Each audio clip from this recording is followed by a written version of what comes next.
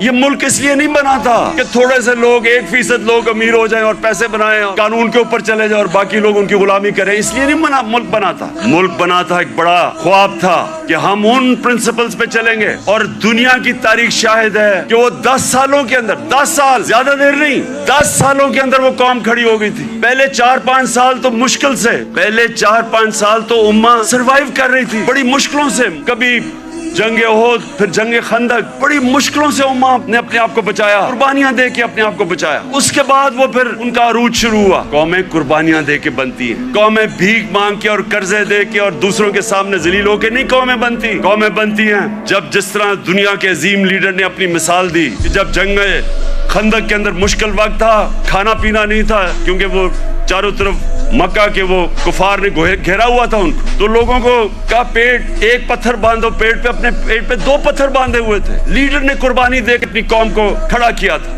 اور یہ وہ قوم اللہ نے جس کو ہر قسم کی نعمتیں بخشی ہیں، ہمیں 12 موسم ہر قسم کی. یہاں آپ کو اندازہ ہی نہیں ہے، میں تو 3.5 سال میں اقتدار میں پتا چلا کہ اللہ نے کیا دیا ہے. لیکن ہمیں کیریکٹر چاہیے، ایک کیریکٹر چاہیے ایک بڑی قوم بننے کے لیے. جو ہمارے نبی صلی اللہ علیہ وسلم نے ان کو آزاد کیا تھا، ان کا کیریکٹر اٹھایا تھا. ایسا کیریکٹر تھا کہ انڈونیشیا اور ملیشیا کے اندر کوئی مسلمان فوج نہیں گئی، صرف مسلمان تاجروں کی وجہ سے ان کے کیریکٹر کو دیکھ کے لوگ مسلمان ہو گئے. حضرت معین الدین چشتی جب راجپوتانہ میں آئے تو وہاں تو کوئی مسلمان ہی نہیں تھا، راجپوتانہ میں تو کوئی مسلمان نہیں تھا. جب وہ گئے تو لاکھوں لوگ ان کے جنازے پہ آئے. کیریکٹر سے انہوں نے بدلا. ساری جو 10 سال تھے، 622 اور 632 ٹوٹل، لوگ کہتے ہیں جی تلوار سے اسلام پھیلا. جو ٹوٹل جو مسلمان اور جن کا مقابلہ تھا مخالف، جو ٹوٹل لوگ جنگوں میں مرے تھے وہ 1200-1300 تھے. 1200-1300 10 سال میں لوگ جنگوں میں مرے تھے. فکری انقلاب تھا، ذہن بدل گئے تھے اور ذہنوں نے انسان کو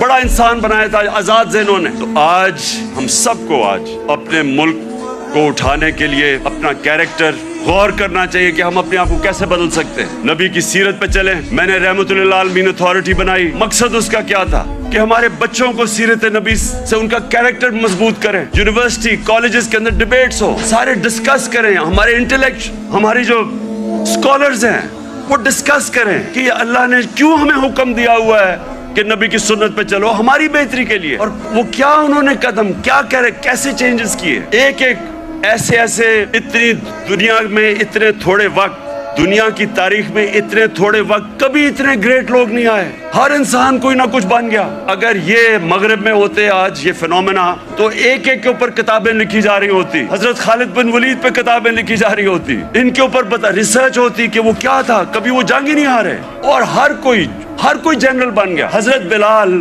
2 کیمپینز میں وہ لیڈ کر کے گئے. ایک غلام ایک جنرل بن گیا. اس کے اوپر کبھی کام نہیں کیا، ہمارے اسکالرز نے نہیں کام کیا. رحمت للعالمین اتھارٹی کا مطلب یہ تھا کہ اسکالرشپ آئے اور وہ کام کرے اس پہ، تاکہ اپنے یوتھ کو تو بتائے. کیونکہ اگر آپ نہیں بتائیں گے، ان کے اوپر تو مغربی کلچر کی جلغار ہوئی ہے.